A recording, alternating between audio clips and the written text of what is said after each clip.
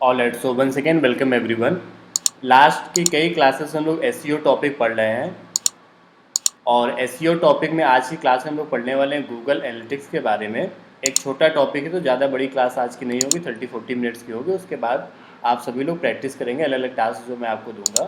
So last की class में हम लोगों ने on page SEO, of page SEO दो अलग अलग टॉपिक्स को पढ़ा और अभी हम लोग इसी के आगे कंटिन्यू करेंगे। अभी ऑफ पेज एसईओ में कई सारे टॉपिक्स हैं जिनको आपको पढ़ना है। जब हम लोग किसी कंपनी का एसईओ करते हैं तो उसका प्रोसेस क्या होता है उसको मैं आपको बताता हूँ। फिर आज की क्लास में एक छोटा सा टॉपिक गूगल एनालिटिक्स उसको हम लोग कवर करेंगे। तो जैसे आपको अगर किसी कंपनी का एसईओ का वर्क दिया जाए तो आप उसको किस तरीके से करेंगे। एसईओ में लगातार वैकेंसीज आती रहती हैं। सो एसईओ आपके लिए एक एवरग्रीन टॉपिक हो सकता है। आपके बैच के कई स्टूडेंट्स हैं जो एसईओ में जॉब करें, आप लोग भी आने वाले टाइम में एसईओ में जॉब कर सकते हैं। ऑनलाइन जो लोग कैंटीन वाइज की नौकरी से भी कुछ क्लियर होगा। तो एसईओ अगर आपको किसी कंपनी का करना हो तो जो प्रोसेस होता है वो कुछ इस तरीके से होता है।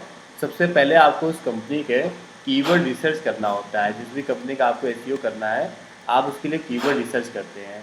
कीवर्ड रिसर्च करने के बाद आपको कुछ अच्छे कीवर्ड्स मिल जाते हैं। फिर आप उन कीवर्ड्स के अकॉर्डिंग उसकी वेबसाइट पर, जो भी आपके क्लाइंट्स हैं उनकी वेबसाइट पर कंटेंट लिखते हैं। अगर पहले से कंटेंट लिखा हुआ तो आप उसको और स्ट्रक्चर ढंग से कंटेंट को लिखते हैं। इसके बाद आप उस कंटेंट का ऑन पेज एसईओ करते हैं जिसमें कि आपको title, heading, paragraph, Meta description, images, LT, इस तरीके की वर्किंग करनी होती है। फिर आपका अगला काम होता है बैकलिंक्स वगैरह बनाना, जो कि ऑफ पेज एसईओ का काम आ जाता है। इसके अलावा ऑफ पेज एसईओ में जितनी भी बड़ी चीज़ें थी जैसे कि सबमिशंस हो गया और बाकी जो पॉइंट्स हम लोगों ने डिस्कस किए वो सभी कुछ आप करते हैं। ये सब करने के बाद फिर आप एनालाइज करते हैं कि ये सब जो आप कर रहे हैं वो सही डायरेक्शन में कर रहे हैं या फिर नहीं कर रहे हैं। तो एसईओ अगर आप सही तरीके से कर रहे हैं तो इसके दो फैक्टर्स हैं, दो तरीक़ों से आप एनालाइज कर सकते हैं। पहला, आपकी जो रैंक है वो गूगल में इम्प्रूव होगी। Improve rank in S C R P. S C R P एक वर्ड आप अक्सर सुनोगे। एस सी आर पी का मतलब होता है सर्च इंजन रिजल्ट पेजेस। तो सर्च इंजन में आपकी जो रैंक होगी वो इम्प्रूव होने लगेगी। जैसे आपकी वेबसाइट मान लेते हैं पहले बेस्ट स्कूल इन कानपुर सर्च करने पर 10th पेज पर आती थी, अब वो धीमे धीमे 7th पेज पर, 6th पेज पर, 5th पेज पर और धीमे धीमे फर्स्ट पेज पर आने लगेगी। तो एसईओ अगर आप सही तरीके से कर रहे हैं तो उसकी सक्सेस का एक तो पैरामीटर ये है, आपकी रैंक इम्प्रूव होगी। और दूसरा मेरा यहाँ पर एक छोटा सा और क्वेश्चन है। मान लेते हैं कि आपका एसईओ करने की वजह से आपकी जो वेबसाइट है वो अभी गूगल पे कहीं नहीं दिख रही, वो अभी 10th पेज में थी, 7th पेज पे आ गई, लेकिन गूगल पे भी फर्स्ट पेज पर नहीं आई है। लेकिन क्या फिर भी आपको रिजल्ट कुछ मिलेंगे एसईओ की वजह से? क्या लोग आपकी वेबसाइट पर फिर भी आएंगे? आपकी वेबसाइट गूगल पर तो कहीं नहीं आ रही है, तो क्या लोग आपकी वेबसाइट पर आएंगे? हाँ बिल्कुल, ऑब्वियसली आएंगे। आपने जो ऑफ पेज एसईओ किया वो उसके थ्रू आएंगे ना। जैसे ऑफ पेज एसईओ में मान लेते हैं बेस्ट स्कूलिंग कानपुर में आपका नाम 9th पेज पर आ रहा है, उसको तो कोई नहीं देखेगा। लेकिन आपने क्या किया, जो फर्स्ट पेज पे वेबसाइट आ रही थी बेस्ट स्कूलिंग कानपुर सर्च करने पर, यूनिफॉर्म ऐप डॉट इन, आपने इनकी वेबसाइट पे अपना बैकलिंक क्रिएट कर रखा है या इनसे कॉन्टेक्ट कर रखा है जिन्होंने आपके बारे में अपनी वेबसाइट पर लिखा है, तो हो सकता है लोग आपकी वेबसाइट पर यहाँ से आने लगें। तो एसईओ में सक्सेस का फैक्टर सिर्फ यही नहीं होता है कि आपको गूगल में फर्स्ट पेज पर आना है। आपकी वेबसाइट में अगर ट्रैफिक इंक्रीज हो रहा है, लोग आ रहे हैं, आपको ओवरऑल बिजनेस मिल रहा है, तो वो भी एसईओ में सक्सेस का फैक्टर है। लेकिन कितने लोग आ रहे हैं, क्या वो गूगल की वजह से आ रहे हैं, कहीं सोशल मीडिया की वजह से तो नहीं आ रहे हैं, और किस पेज पर आ रहे हैं, कितना टाइम स्पेंड कर रहे हैं, इन सभी बातों को हम लोग पता करते हैं गूगल के एक टूल से जिसका नाम है गूगल एनालिटिक्स। और यही आज की क्लास का हमारा टॉपिक है, गूगल एनालिटिक्स। छोटा सा टॉपिक है, 30-40 मिनट्स का। उसके बाद फिर आज मैं कुछ टास्क आप लोगों को दूंगा जिनको आप लोग यहीं रुक करके प्रैक्टिस करेंगे और आप में से कुछ लोग होमवर्क में ट्राई करेंगे। क्यों, जल जो कल काम दिया था कंप्लीट कर लिया? नहीं किया? एल टी ऐड कर दिया था सबका? बाकी कंप्लीट काम करो, देखो सीरियस इस बात को लो, करते रहो डेली कुछ ना कुछ। 2-3 आवर्स का टाइम आप सभी को देना चाहिए। आगे चल कर ये चीज़ें आपके लिए काफ़ी बेनिफिशियल होंगी।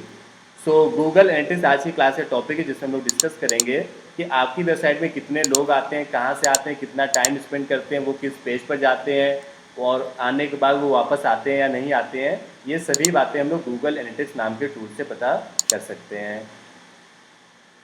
सो गूगल एनालिटिक्स क्या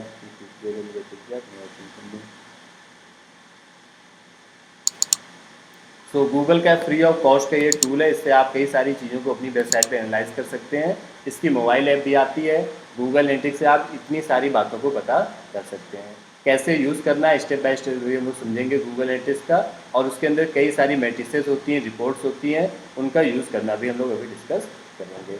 ओके, सो अगर आपको पता करना हो कि लास्ट 1 मंथ में मेरी वेबसाइट में कितने लोग आए, तो उसके लिए आप गूगल एनालिटिक्स टूल का यूज़ कर सकते हैं। आप गूगल पे जाके सर्च करेंगे गूगल एनालिटिक्स, आपको ये दिखेगा यहाँ पर।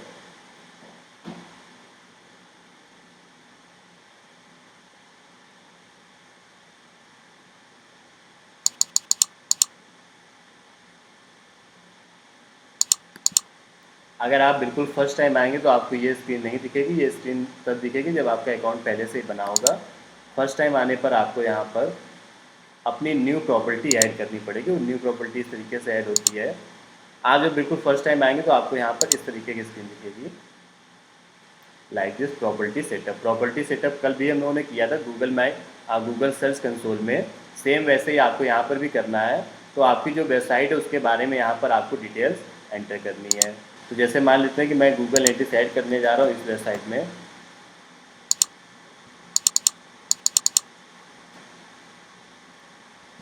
अमन ट्यूटोरियल्स का नाम है, तो मैंने लिखा अमन ट्यूटोरियल्स। रिपोर्टिंग टाइम इंडिया ले लेंगे, करेंसी यूएस डॉलर की बजाय INR ले लेते हैं, नेक्स्ट कर देंगे। बाकी ये बातें पूछा कि आपका किस तरीके का बिजनेस है, तो आप यहाँ एजुकेशन का बिजनेस तो एजुकेशन ले लेते हैं, स्मॉल मीडियम और बाकी चीज़ें आप जो भी सिलेक्ट करना चाहो कर लो, कोई प्रॉब्लम नहीं इससे। तो ये गूगल एनालिटिक्स में आपका अकाउंट बन जाएगा। सो सबसे पहला स्टेप आपका, जैसे कल हम लोगों ने किया था, साइन अप किया जा करके गूगल एनालिटिक्स में ऐड ए प्रॉपर्टी करना। उसके बाद आपको जैसे कल याद होगा कि वेरीफाई करना पड़ता था कि ये जो अकाउंट है ये आपका ही है या नहीं है। इसके लिए आपको एक छोटा सा कोड मिलता था, उसको आपको अपनी वेबसाइट पर पेश करना होता था। कुछ वैसे यहाँ पर भी है। गूगल एनालिटिक्स में अकाउंट बनाने के बाद after creating a data stream you will get a tagging information. तो यहाँ पर ये वेब करके आपको क्लिक करना है, और इसमें भी अगेन एक आपको अपनी वेबसाइट एंटर करनी पड़ेगी।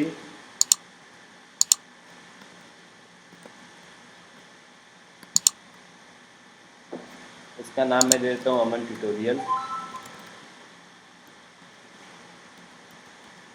और क्रिएट स्ट्रीम पर आप क्लिक करेंगे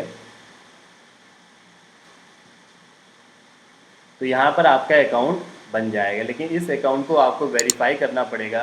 उसके लिए छोटा सा कोड मिला है, जिस कोड को मुझे अपनी वेबसाइट पर जा कर के पेस्ट करना होगा, और ये कोड पेस्ट करने के बाद ये वेरीफाई हो जाएगा कि ये वेबसाइट मेरी ही है।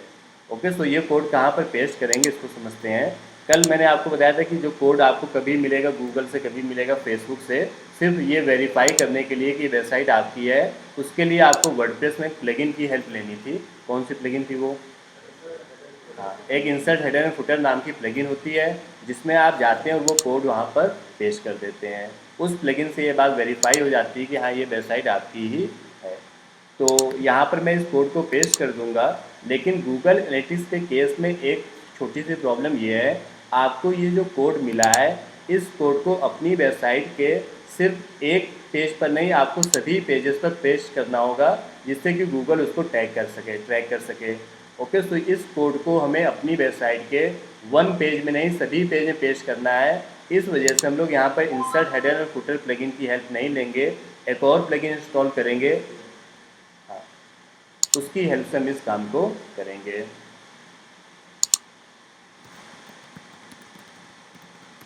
तो insert header and footer plugin आपके लिए ओके नहीं, उसके अलावा भी कई अच्छी प्लगइन्स आती हैं, जैसे हेडर फुटर कोड मैनेजर, आप इसकी हेल्प ले सकते हैं।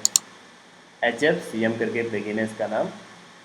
तो यहाँ पे जैसे ये प्लगइन इंस्टॉल नहीं हो पा रही, इसका रीज़न आपने से कोई बता सकता है क्यों नहीं इंस्टॉल हो पा रही है? हाँ, एक बार ये प्रॉब्लम और आप लोगों की आ रही थी, तब मैंने आपको बताया था कभी भी कोई एरर आया करे तो आप उसको रिजॉल्व करने के लिए तुरंत गूगल पे जाकर के इस तरीके के एरर्स को सर्च कर लिया करो। अक्सर एरर्स आएंगी, लेकिन आपकी ये हैबिट होनी चाहिए कि जब भी कोई एरर आए उसको एज इट इज़ कॉपी करो, गूगल पे जाकर के सर्च करो। और जब आप गूगल पे कोई एरर सर्च करोगे तो थोड़ा सा स्मार्ट तरीके से वहाँ पर आप रीड करो कि क्या क्या लिखा हुआ है। वहाँ तो काफ़ी सारी बातें लिखी होंगी, लेकिन ओवरऑल आप बातें समझो, जैसे राइट परमिशन नहीं है, लैक ऑफ डिस्क स्पेस। तो यहाँ से मुझे पता चला कि यहाँ पे मेरी होस्टिंग हो सकता है स्पेस ना बाकी हो। तो अब ये प्लगइन मैं यहाँ पे भी इंस्टॉल नहीं कर सकता हूँ क्योंकि स्पेस नहीं है। इसका सोल्यूशन ये है कि जो अननेसेसरी प्लगइन्स इंस्टॉल होंगे उनको यहाँ पर डिलीट कर देंगे। प्लगइन्स और थीम्स जितनी भी अननेसेसरी होंगी, जैसे 301 की मुझे ज़रूरत नहीं है, और ये हालांकि गूगल एनालिटिक्स भी यहाँ पे इंस्टॉल है, इसको भी मैं हटा देता हूँ कुछ देर के लिए। ये देख,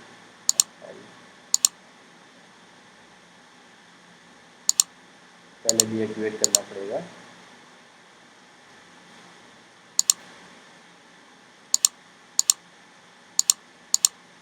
तो आपकी वेबसाइट में जो भी अननेसेसरी प्लगइन्स या थीम्स हैं उनको आप रिमूव वैसे भी कर दो, उनसे काफ़ी स्पेस आपका जाता है। और इसके अलावा जो थीम्स हैं उनको डिलीट करने के लिए आप थीम्स में जाओगे, और यहाँ पर वन थीम तो जो यूज़ में है वो तो ओके है, बाकी जो थीम्स है वो भी किसी काम की नहीं। तो इस थीम को यहाँ पे क्लिक करके छोटा सा यहाँ पे लिख करके आता है डिलीट करने का ऑप्शन, वहाँ से आप डिलीट कर सकते हो। तो अभी होपफुली स्पेस हो गया होगा मेरी वेबसाइट में। एक थीम और हटा देते हैं।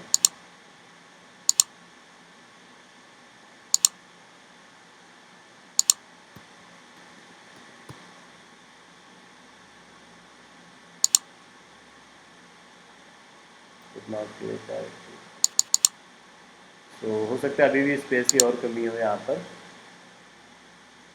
और फिलहाल तो इसमें कुछ और हटाने लायक बचा भी नहीं है।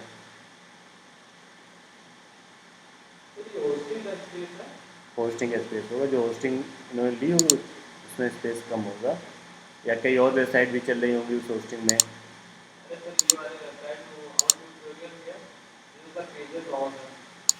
काफ़ी सारे पेजेस भी बन गए हैं, आगे भी मैंने एक्सेस किया था। जैसे ड्राफ्ट में यहाँ पे 10 पेजेस हैं, तो इनको भी हम लोग डिलीट कर सकते हैं, इनकी अभी नीड नहीं है। तो यहाँ से सेलेक्ट करो और मूव टू ट्रैश कर दो। डिलीट करने के बाद वो पेजेस सभी ट्रैश में चले जाते हैं, तो वहाँ से भी डिलीट कर देते हैं, डिलीट परमानेंटली। और अभी फिर से इंस्टॉल करते हैं। अगर अभी भी नहीं इंस्टॉल हो पाएगा तो मैं आपको प्रोसेस बता दूंगा, जब आप कभी ट्राई करिएगा तो आप इस काम को कर ले जाएंगे। और लेट्स सो अभी इंस्टॉल नहीं हो रहा, मैं बताता हूँ। जैसे इंसर्ट हेडर एंड फुटर में क्या था, आपको कोड पेस्ट करना था, वैसे इसमें भी होगा। आपको ये जो कोड मिला है इसको यहाँ से कॉपी करो, वहाँ पे जाकर पेस्ट कर दो, एंड दिस इज़ डन। बस इतना काम आपको सेटअप के लिए करना होता है। Okay, so copy code and paste. Paste करने के लिए HFCM करके हेडर फुटर की जो प्लगइन है उसको आप यूज़ कर लोगे। इसके बाद आपको क्या करना है वो इम्पॉर्टेंट बात है, ये तो आपको बस एक बार करना पड़ता है, यहाँ से वेरीफाई हो जाता है और आपकी वेबसाइट में गूगल एनालिटिक्स वर्किंग करना स्टार्ट कर देता है। अब उसके बाद आते हैं मेन इंपॉर्टेंट मैट्रिसेस पर, कि आपको गूगल एनालिटिक्स का यूज़ कैसे करना है। तो ये मेरा अकाउंट है यहाँ पे गूगल एनालिटिक्स का, जिसमें अभी सब 0000 दिख रहा है, क्योंकि अभी ये वेबसाइट में मैंने आज ऐड किया है, तो आज के बाद जो लोग आएंगे उनको ये ट्रैक करेगा। तो किसी पुरानी वेबसाइट में जिसमें कि गूगल एनालिटिक्स ऑलरेडी एडेड है, उसमें मैं आपको करके दिखाता हूँ कि किस तरीके से आपको रिपोर्ट्स एनालाइज करनी होती हैं। सो गूगल एनालिटिक्स में मैं कोई वेबसाइट एक ओपन कर लेता हूँ, मान लेते हैं यही ओपन कर लेते हैं।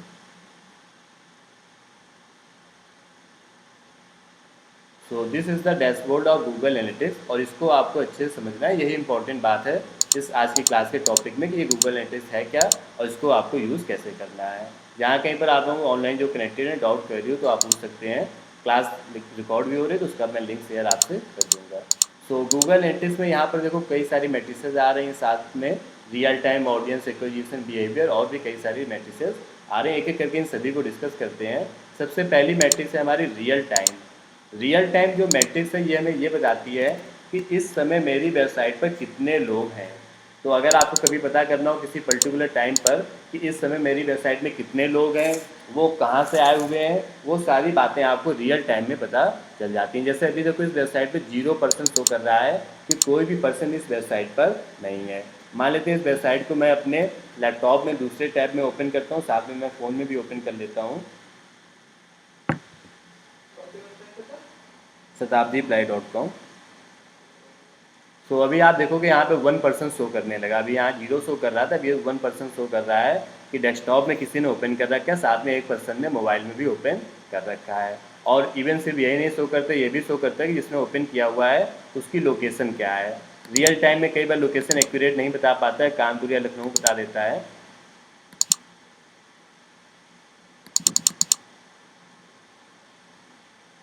तो यहाँ पे ये देखो लोकेशन भी दिखा रहा है, कानपुर से 3 जन ने ओपन कर रखा है, और 2 लोगों ने मोबाइल पर, एक जन ने डेस्कटॉप पर। और अगर आप कोई और पेज ओपन करेंगे, जैसे अभी शो कर रहा है कि सभी लोगों ने वेबसाइट का फर्स्ट पेज ओपन कर रखा है। अगर मैं यहाँ पे अबाउट वाला पेज ओपन करूँगा तो वहाँ पर लिख करके आ जाएगा कि किसी ने अबाउट वाला पेज भी ओपन कर रखा है। अभी जैसे 4 एक्टिव यूजर्स यहाँ पर शो कर रहा है, अबाउट अवर क्वालिटी और प्रोडक्ट्स। ओके, सो ऑनलाइन जो लोग आपने कनेक्टेड है, अलग अलग पेज आप ने ओपन कर रखा होगा।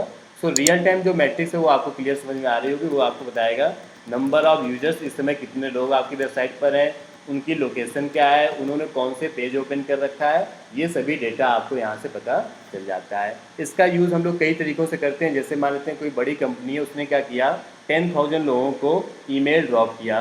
तो ईमेल भेजने के बाद अगर वो ये देखना चाहते हैं कितने लोग उस ईमेल को ओपन करके मेरी वेबसाइट पर इस समय आए हुए हैं, तो वो यहाँ से चेक कर सकते हैं रियल टाइम मैट्रिक्स में जा करके। ओके, सो इस तरीके से रियल टाइम मैट्रिक्स आपकी वर्क करती है। मोबाइल डेस्कटॉप पर भी एक आपको आइडिया मिल जाता है कि लोग किस डिवाइसेस का यूज़ कर रहे हैं। तो ये थी हमारी रियल टाइम मैट्रिक्स। इसके बाद इंपॉर्टेंट मैट्रिक्स है हमारी ऑडियंस, एक्विजिशन और बिहेवियर, ये 3 मैट्रिसेस। सो ऑडियंस में भी हम लोग आते हैं यहाँ पर। ये जो ऑडियंस वाली मैट्रिक्स है हमारे यहाँ पर, इसमें कई सारी बातें हमें पता चलती हैं। एक एक करके मैं इन सभी बातों को आपको समझाता हूँ इनका क्या मतलब है। ओके, सो जैसे यहाँ पर मैं डेट ले लेता हूँ, अभी जुलाई 1 से लेकर जुलाई 12 ले लेते हैं कि लास्ट 12 डेज में मेरी वेबसाइट में कितने लोग आए।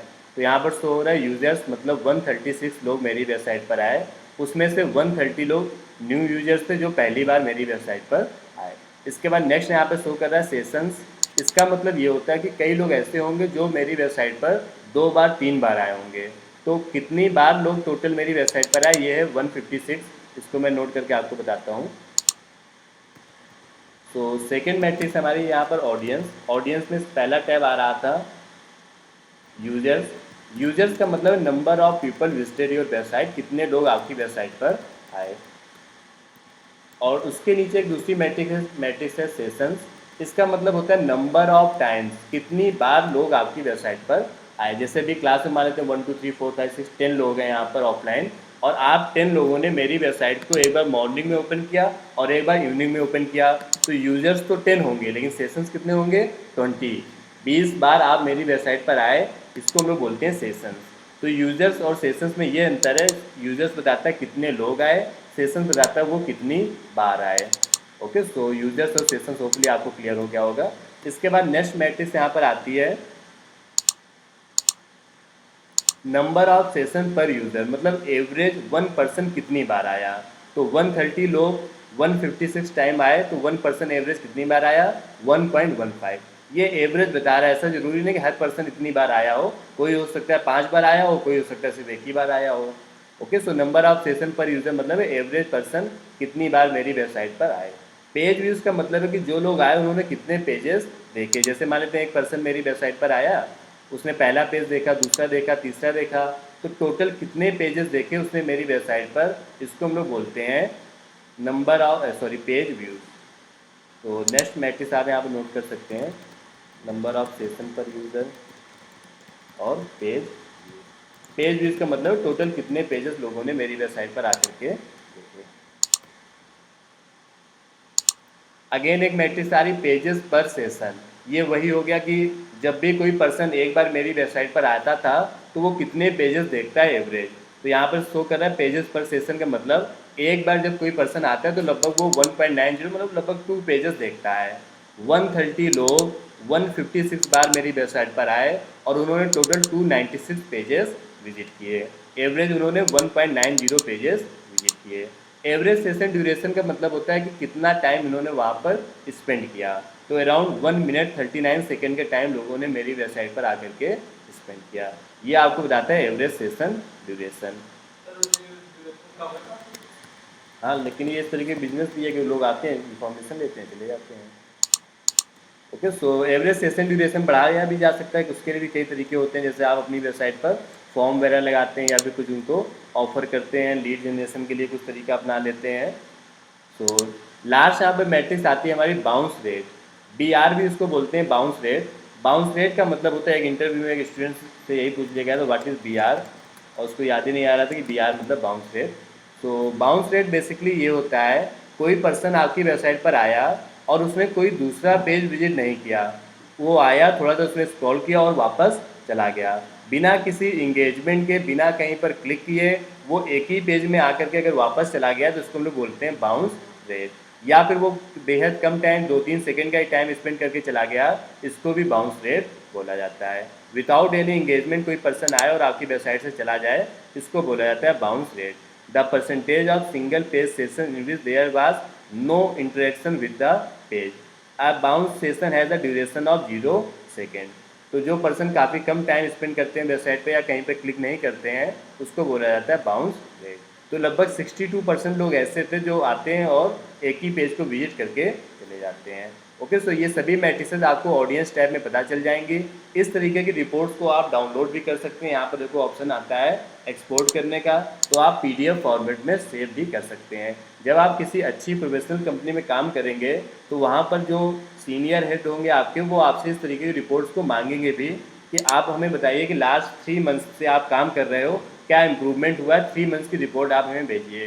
तो आप उनको दिखा पाओगे कि देखिए सर, अप्रैल में, या मान लेते हैं मई से मैं वर्क कर रहा हूँ, तो मई में इतने लोग आए, जून में इतने लोग आए, जुलाई में इतने लोग आए। तो जैसे मैंने बताया, मई में 765 लोग आए, और तो ऑब्वियसली जून में नंबर्स इंक्रीज होने चाहिए। तो अगर जून में नंबर कम हुए तो इसमें आप प्रॉपर वर्क नहीं कर रहे हो। जून में इवन नंबर कम हो गया है यहाँ पर, तो इसका मतलब प्रॉपर काम नहीं हुआ है। ओके, सो इस तरीके की रिपोर्ट्स को आप टाइम टू टाइम देख सकते हैं। इसके अलावा ऑडियंस टैब आपको और भी कई सारी बातें बताता है, जैसे कि जो लोग आपकी वेबसाइट पर आए थे उसमें क्या एज ग्रुप था, उनकी लोकेशन क्या थी, वो कौन सा मोबाइल फ़ोन यूज़ कर रहे थे, वो लोग मोबाइल पे ज़्यादा यूजर्स थे या लैपटॉप से ज़्यादा लोग आ रहे थे। इन सभी बातों को भी आप एनालाइज कर सकते हो। जैसे मैं यहाँ पे सिटी पे क्लिक करता हूँ तो ये मुझे दिखा रहा है लखनऊ, और ये अलग अलग सिटीज़ से लोग मेरी वेबसाइट पर आए थे। तो यहाँ से मुझे ये भी आइडिया मिल पाएगा कि अच्छा, कोलकाता से भी लोग आते हैं, इसका मतलब मेरी वहाँ पर भी ऑडियंस है, वहाँ पर भी हमें काम करने की नीड है। ओके, सो इस तरीके से आप यहाँ पर लोकेशन को भी एनालाइज कर सकते हैं कि आपकी वेबसाइट पर आने वाले लोगों की लोकेशन क्या थी। ऑडियंस टैब पे यहाँ पर आप क्लिक करेंगे तो ये आपको और भी बातें बताएगा, जैसे कि जो लोग आपकी वेबसाइट पर आए उनकी एज क्या थी और किस जेंडर के लोग आपकी वेबसाइट पर ज़्यादा आते हैं। ये सब डिसाइड करके आप एनालाइज कर पाएंगे। आगे चल के फेसबुक ऐड चलाना हुआ या ऑडियंस टारगेटिंग करना हुआ, तो आप समझ पाएंगे कि ये जो मेरा बिजनेस है, ऑब्वियसली क्योंकि डोर एंड प्लाईवुड का बिजनेस है, तो इसमें सबसे ज़्यादा एज ग्रुप 25 से 34 वाले एक्टिव हैं और मेल ऑडियंस सबसे ज़्यादा एक्टिव है। तो मैं आगे चलकर जो अपने ऐड चलाऊंगा वो 25+ वाले एज ग्रुप को दिखाऊंगा और उसमें भी मेल ऑडियंस को रन किया जाएगा। तो ये सभी बातें आप यहाँ पर ऑडियंस टैब में एनालाइज कर सकते हैं। इसके बाद नेक्स्ट हमारा टैब आता है एक्विजिशन टैब।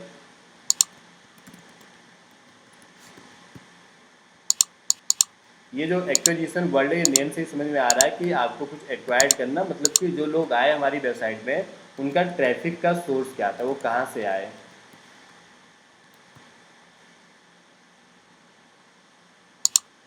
तो अभी हम लोग एक्विजिशन में आते हैं यहाँ पर। तो यहाँ पर आपको शो होगा कि आपकी वेबसाइट पर आने वाले लोग कहाँ से आ रहे थे। जैसे टोटल यहाँ पे शो कर रहा है कि 640 लोग मेरी वेबसाइट पर आए। ऑर्गेनिक सर्च करके कितने लोग आए, 498। डायरेक्ट कितने लोग आए, 120। सोशल मीडिया से 12। रेफरल मतलब हो गया, जैसे जो बैकलिंक्स आपने बनाए या कोरा जैसी वेबसाइट या व्हाट्सएप वगैरह से कितने लोग आए। और पेड सर्च मतलब हो गया जो आपने गूगल में ऐड चलाए थे। तो ये मुझे अलग अलग सोर्सेज दिखा रहा है। यहाँ पे ये भी दिखाता है जैसे सोशल मीडिया से 12 लोग आए थे, तो ये फेसबुक से आए कि इंस्टाग्राम से आए, ये भी आपको पता चल जाता है। तो फेसबुक से और यूट्यूब से, इन दो जगहों से मेरी वेबसाइट पर लोग आ रहे हैं। ओके, सो सोर्स पता होने से आप आगे चल के अपना आइडिया बना पाते हैं कि आपको कहाँ पर और वर्किंग करने की नीड है। ऑर्गेनिक सर्च से आप यहाँ पर देखिए 498 लोग आए हुए हैं, मतलब गूगल में सर्च करके। और कौन कौन से कीवर्ड्स को लोगों ने सर्च किया, यहाँ पे नॉट प्रोवाइडेड लिखा है, मतलब गूगल को खुद नहीं पता कि कौन से कीवर्ड्स लोग सर्च करके आए हैं। लेकिन अराउंड 497 लोग मेरी वेबसाइट पर आए। ये गूगल सर्च कंसोल से भी आपको पता चल जाता था कि गूगल से कितने लोग सर्च करके आपकी वेबसाइट पर आए हैं। ये ग्राफ भी उसी तरीके से दिखता है कि कितने 77% लोग गूगल से सर्च करके मेरी वेबसाइट पर आए हैं। ओके, सो ये सभी बातें आपको एक्विजिशन टैब में पता चल जाती है। एक्विजिशन टैब का बेसिक काम ये है कि आपको ट्रैफिक का सोर्स पता चल जाता है। इसके बाद लास्ट टैब हमारा आता है बिहेवियर टैब। तो बिहेवियर टैब बेसिकली आपको ये बताता है कि जो लोग आपकी वेबसाइट पर आए थे वो किस पेज पर आए और किस पेज पे उन्होंने विजिट किया।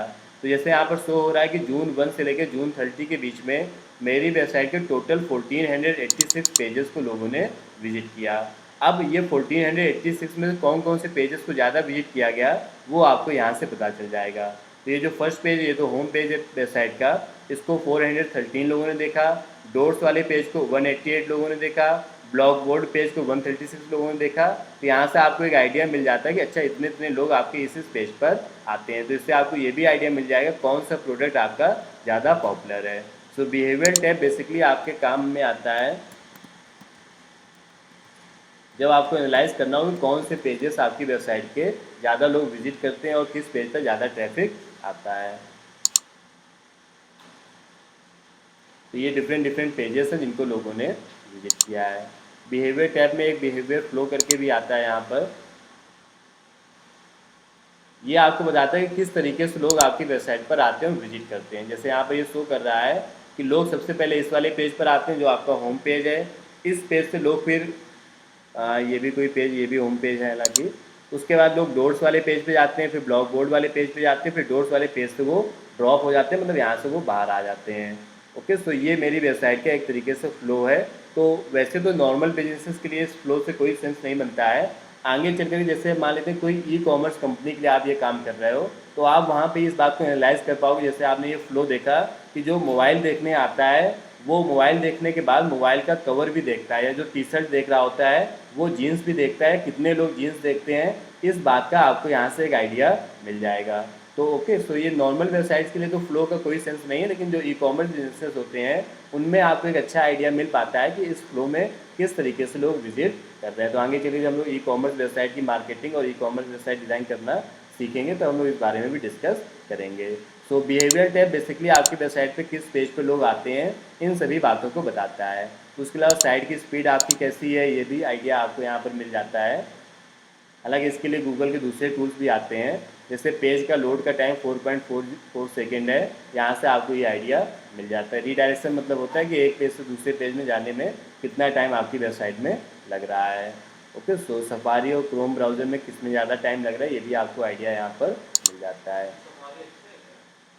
सफारी ब्राउज़र में थोड़ा स्पीड सही से कर रहा है। ओके, सो हालांकि क्रोम ब्राउज़र ऑब्वियसली सबसे अच्छा ब्राउज़र माना जाता है। ओके, सो ये बिहेवियर टैब हो गया। तो ये 4 हमारे लिए इंपॉर्टेंट टैब है, रियल टाइम, ऑडियंस एक्विजिशन और बिहेवियर। लास्ट टैब में आते हैं that is conversion tab.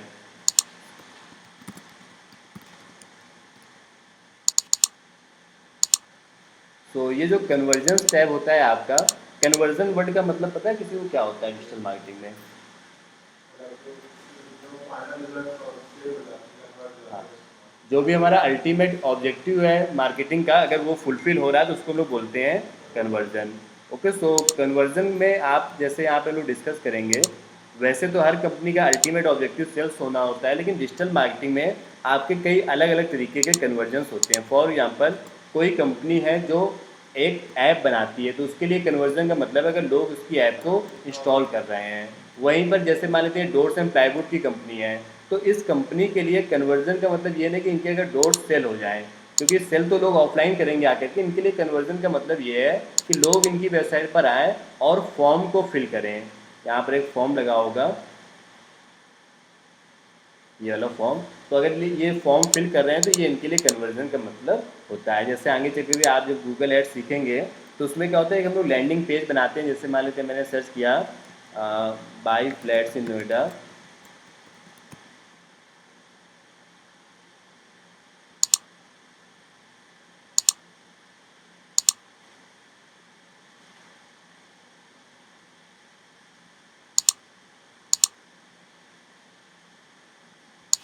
Okay, so यहाँ पे जैसे मैंने सर्च किया बाय फ्लैट्स इन नोएडा, तो ये कई कंपनीज के एडवर्टीजमेंट्स चल रहे हैं। इन सभी एडवर्टीजमेंट्स के लिए कन्वर्जन जो मतलब है या फिर ऐड चलाने की जो सक्सेस है वो इस बात से मेजर की जाएगी कि कितने लोगों ने यहाँ पर आकर के फॉर्म को फिल किया। ये जो नेम, ईमेल, फ़ोन नंबर आ रहा है इसी को हम लोग कन्वर्जन बोलते हैं। कुछ कंपनीज के लिए कन्वर्जन का मतलब होता है, जैसे अमेजोन, फ्लिपकार्ट वगैरह के लिए फॉर्म फिल होना भी एक कन्वर्जन है। कुछ के लिए कन्वर्जन का मतलब है कि अगर लोगों ने प्रोडक्ट को ऐड टू कार्ट किया तो वही उनके लिए कन्वर्जन का मतलब हो गया, या फिर अल्टीमेट सेल्स हो जाना भी कन्वर्जन का मतलब हो गया। तो हर एक बिजनेस के लिए अपने अलग अलग तरीके के कन्वर्जन होते हैं। जैसे कुछ बिजनेसेस के लिए कन्वर्जन का मतलब है कस्टमर वेबसाइट पे आके अगर उनको कॉल कर दे तो वो उनके लिए कन्वर्जन है। तो ये जो हमारा लास्ट वाला टैब है ये इसी बात को लेकर के होता है कि कन्वर्जन्स हमारे यहाँ पर कितने हुए हैं, और यहाँ पे हमें बताना पड़ता है कि कन्वर्जन्स का हमारा गोल क्या है, किस बात को हम कन्वर्जन मानते हैं। ओके, अब इस बात को और अच्छे से आप समझिएगा।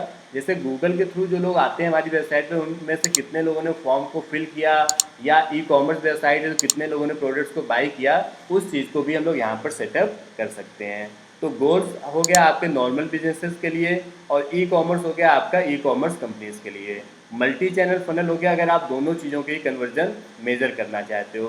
बेसिकली एक कंपनी या तो ई कॉमर्स कंपनी होगी या फिर वो नॉर्मल कोई कंपनी चला रहा होगा, तो दोनों में से कोई एक कन्वर्जन का वहाँ पर मतलब होगा। ओके, एक मिनट रुकिएगा, अभी हम बात हैं।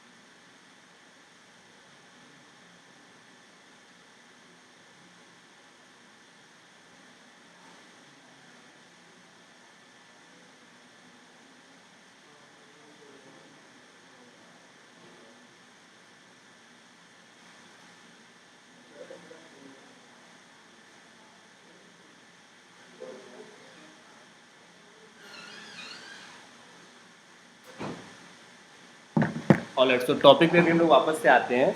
तो कन्वर्जन का बेसिक मतलब ये है। अब आगे चल करके कन्वर्जन की जो मेजरमेंट का तरीका होगा वो हम लोगों के इस तरीके से होता है जो प्रोफेशनली किया जाता है। ई कॉमर्स अभी आप ड्रॉप कर दो। जैसे मान लेते हैं हम लोगों ने फेसबुक पे ऐड चलाया, तो अब उस ऐड की वजह से क्या कन्वर्जन हुए वो फेसबुक के ही डैशबोर्ड पे दिख जाता है, फेसबुक ऐड मैनेजर में ही दिख जाएगा कि कितने लोगों ने ऐड को देख करके फॉर्म को फिल किया। या गूगल पे आप ऐड चलाओगे तो गूगल में भी एक कन्वर्जन का ऑप्शन आता है। तो अगर आप मार्केटिंग कर रहे हो, एडवर्टीजमेंट्स वगैरह चला रहे हो, तो ये वहीं का वहीं दिख जाता है। गूगल एनालिटिक्स में हम लोग रेयरली ही आकर के देखते हैं कि कन्वर्जन्स कितने हो रहे हैं। लेकिन अगर आपको फिर भी काउंट करना है गूगल पर ही, गूगल एनालिटिक्स में ही, तो उसका क्या प्रोसेस है वो आप देख लीजिए। तो यहाँ पे जैसे भी सब 0 0 शो कर रहा है, हालांकि लोगों ने फॉर्म फिल किया होगा लेकिन ये कन्वर्जन सेटअप नहीं किया गया था, इस वजह से यहाँ पर सब 0 0 शो कर रहा है। कन्वर्जन सेटअप का मतलब होता है गूगल को हमें बताना पड़ता है कि हमारे लिए कन्वर्जन का मतलब क्या है। तो वो कैसे बताते हैं वो आप समझ लीजिएगा। हालांकि इस टैग का ज़्यादा यूज़ होता नहीं, लेकिन फिर भी नॉलेज के लिए आप देख लीजिए। तो यहाँ पे जैसे अभी सब 0 0 शो कर रहा है, अब हमें गूगल को बताना है कि कन्वर्जन का मतलब हमारे लिए ये है कि लोग हमारी वेबसाइट पर आएँ और इस फॉर्म को फिल करें तो उसको कन्वर्जन माना जाए। ओके, सो इस बात को बताने के लिए आपको यहाँ सेटिंग्स में जाना होगा। तो छोटा सा टैब दिखेगा सेटिंग्स का, और यहाँ पर आपको एक गोल्स करके ऑप्शन दिखेगा, आप इस पर जाएंगे और यहाँ पर आप न्यू गोल को सेटअप करेंगे। न्यू गोल को, गोल का मतलब वही हो गया कि आपके लिए कन्वर्जन का मतलब क्या है। अब आप यहाँ पे देखिए सारे ऑप्शंस आने लगे। आपके लिए कन्वर्जन का मतलब है कि लोग आकर के आपकी वेबसाइट पे ऑर्डर प्लेस करें, या लोग आकर के एक फॉर्म फिल करें मतलब अकाउंट बनाएं, कुछ कंटेंट सबमिट करें, या कोई फॉर्म है लोकेशन सर्च करें, या इवेंट्स वगैरह को चेक करें, ऐड टू फेवरेट करें आपके पेज को, या कुछ शेयर करें। तो ये अलग अलग ऑप्शंस यहाँ पर आने लगे। आपके लिए कन्वर्जन का मतलब क्या है? तो जैसे मेरे लिए कन्वर्जन का मतलब है कि लोग मेरी वेबसाइट पर आकर के फॉर्म फिल करें। तो फॉर्म फिल करने के लिए हम लोग यहाँ पर ले लेते हैं क्रिएट एन अकाउंट की बजाय place an order submit content see details. अब वैसे तो डायरेक्ट फॉर्म फिल करने का यहाँ पे कोई ऑप्शन नहीं आ रहा है उस तरीके का। तो क्रिएट एन अकाउंट ऑप्शन को हम लोग ले सकते हैं, जैसे सक्सेसफुली साइन अप करना या अकाउंट या व्यू क्रिएटेड करना, इसी को हम लोग यहाँ पे कन्वर्जन काउंट करेंगे। वो उस पेज पे ऑटोमेटिक फेच कर लेगा कि कौन सा फॉर्म लगा हुआ है। हालांकि पहले यहाँ पे एक फॉर्म का ऑप्शन आता भी था, जैसे पिछली क्लास में ही मैंने ऐड किया था जब कन्वर्जन, तो यहाँ पे फॉर्म फिल का ऑप्शन आया करता था कि अगर कोई आकर के फॉर्म फिल करे, लेकिन वो गोल यहाँ पे अभी नहीं दिख रहा है मुझे।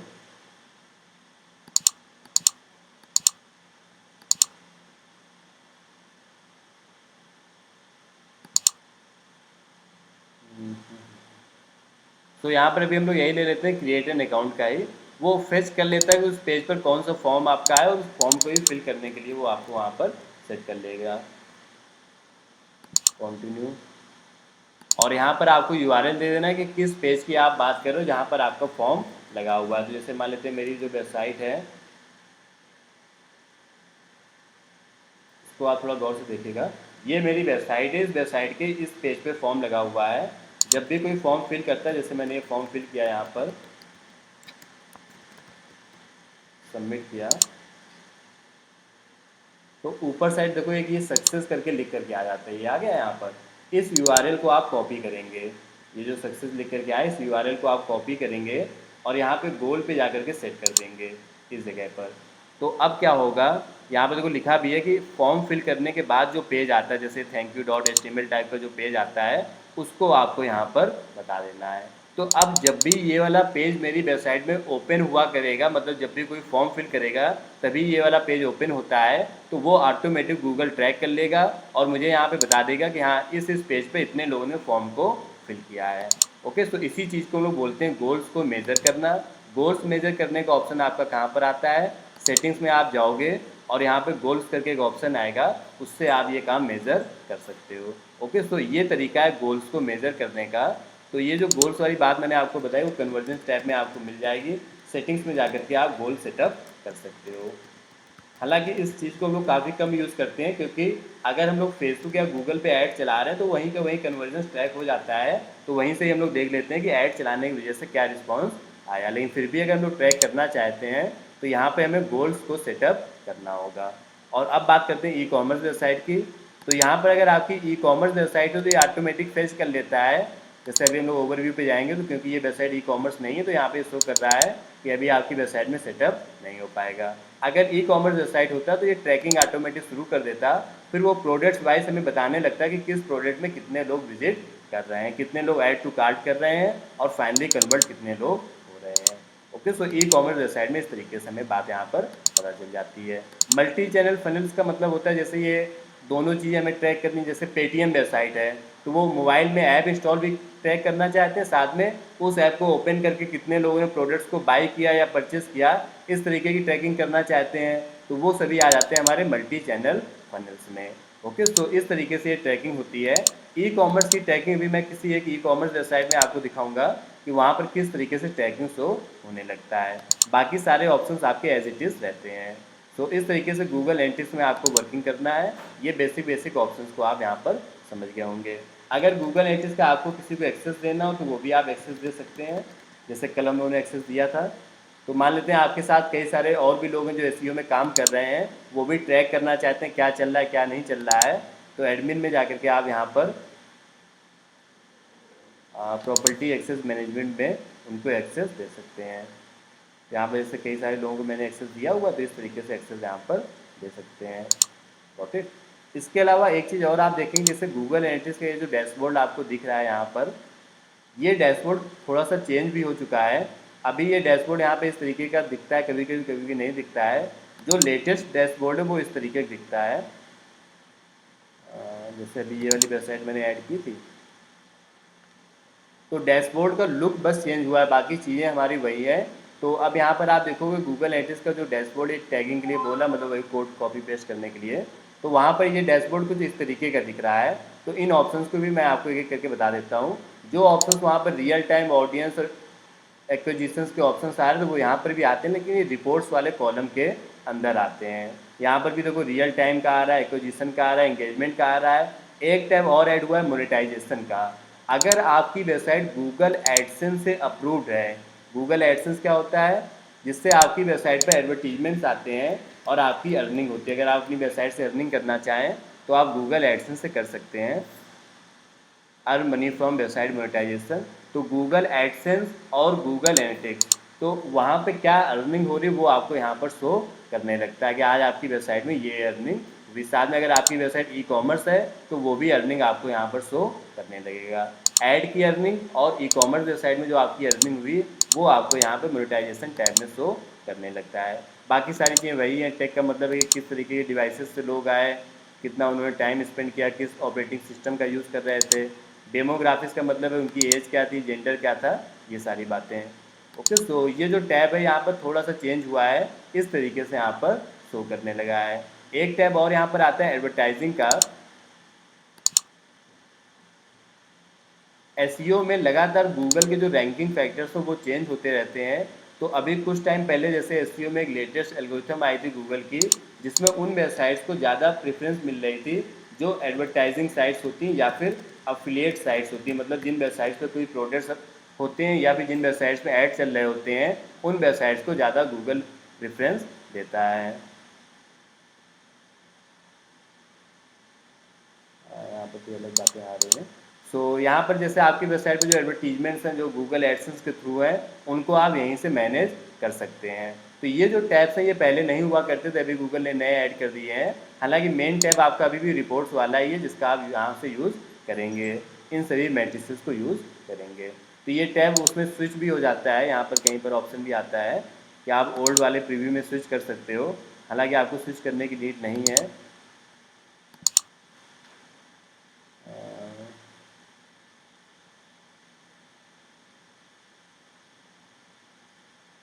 फिलहाल ये स्विच करने का भी ऑप्शन हटा दिया गया है। सो गूगल और फेसबुक में लगातार अपडेट्स आती रहती है, तो आपको इस बात से भी अवेयर रहना है कि ये जो डैशबोर्ड है या वो वाला डैशबोर्ड है, दोनों में से किसी एक में आपको वर्क करना पड़ सकता है। ओके, सो यूजर्स को ऐड करना भी आप समझ गए होंगे। तो आज की क्लास में हम लोग एक ही टॉपिक को कंप्लीट करेंगे, सिर्फ गूगल एनालिटिक्स को। इसके बाद आप लोग यहाँ पर रुक करके जिन टॉपिक्स में प्रैक्टिस करने के लिए मैंने बोला हुआ है, उनकी आप लोग प्रैक्टिस कंप्लीट करेंगे। ओके, सभी लोगों को लगभग मैंने एक एक पेज या वर्किंग दी हुई है, उस पर आप वर्किंग स्टार्ट कर दो। वैगनर किसी है क्या? डन। सो इस तरीके से आप यहाँ पे इसको वर्किंग करेंगे, और जो मैंने वर्क दिया उसको आप कंप्लीट करिए। आज की क्लास में सिर्फ एक ही टॉपिक को कंप्लीट करेंगे। ओके, जिसके बाद लैपटॉप डेस्कटॉप नहीं तो सामने लैब में बैठ करके प्रैक्टिस आप कर सकते हैं। ओके, वीडियो मैं शेयर कर दूँगा आपके ग्रुप में।